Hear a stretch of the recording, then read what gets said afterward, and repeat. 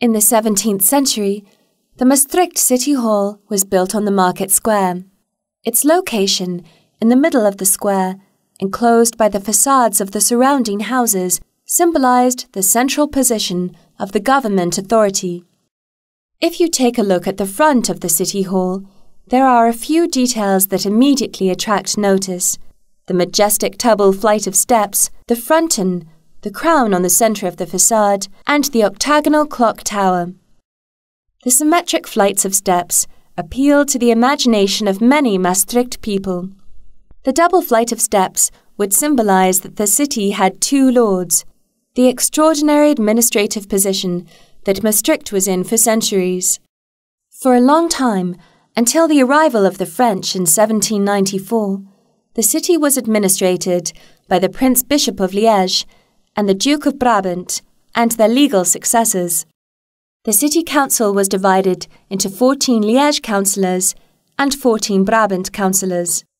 According to the persistent myth, neither the Liège nor the Brabant administrators wanted to be the ones to last enter the city hall. To prevent disagreement, architect Pieter Post allegedly chose to build a double flight of steps.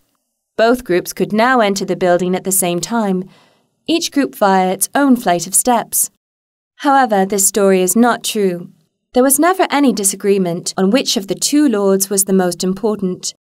As early as the Middle Ages, it had been agreed that, would the occasion arise, the Liège people would have priority, as they had an ecclesiastical leader, a bishop, who was held in higher regard than a duke.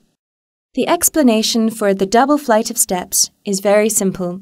In the 17th century, it was fashionable. The City Hall is a classicistic Baroque building, and symmetry is characteristic of this style. The use of capitals, columns and frontons was also popular. The City Hall has a beautiful triangular fronton in which the city angel is depicted with the coat of arms.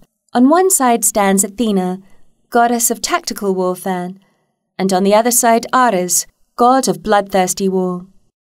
Another striking feature is the octagonal bell tower, which was completed in 1684, 20 years after the rest of the building was finished. The carillon was hung up in this tower.